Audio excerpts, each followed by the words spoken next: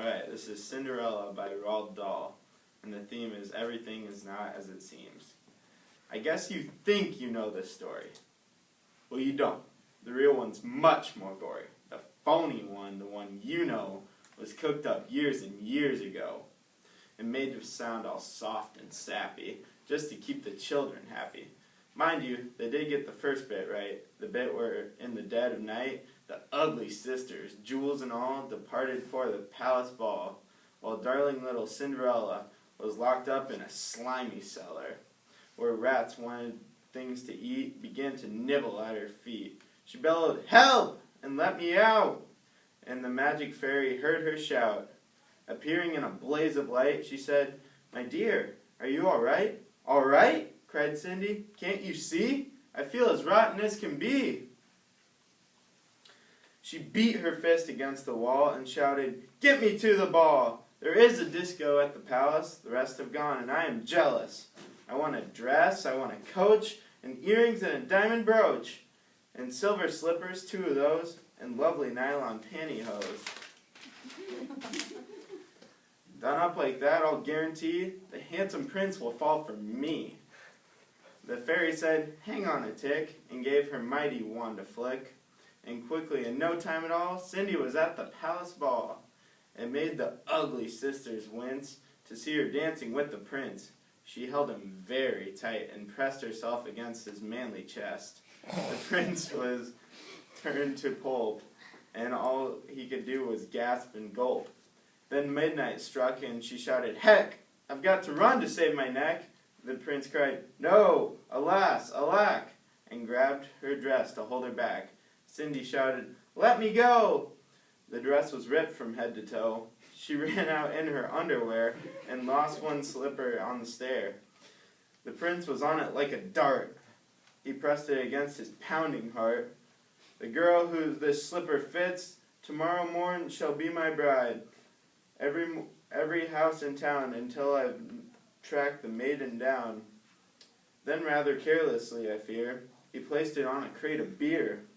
At once one of the ugly sisters, the one whose face was blotched with blisters, sneaked up and grabbed the dainty shoe and quickly flushed it down the loo. Then in its place she calmly put the slipper from her own left foot. Aha, you see, this is where the plot grows thicker, and Cindy's luck begins looking sicker. The next day the prince went charging down to knock on all the doors in town. In every house the tension grew. Who was the owner of the shoe? The shoe was long and very wide. A normal foot got lost inside. Also it smelled a wee bit icky. The owner's feet were hot and sticky. Thousands of eager people came to try it on, but all in vain. Now came the ugly sisters go. One tried it on, and the prince screamed, "No!" But she screamed, "Yes, it fits, whoopee!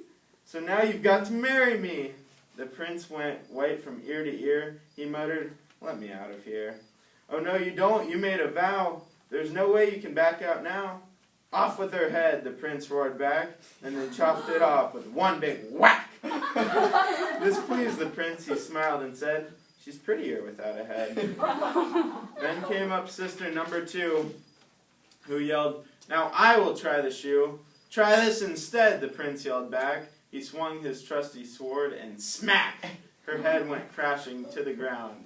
It bounced a bit and rolled around. In the kitchen, peeling spuds, Cinderella heard the thuds of bouncing heads upon the floor and poked out her own head around the door. "What's all the racket?" Cindy cried. "Mind your biz," the prince replied.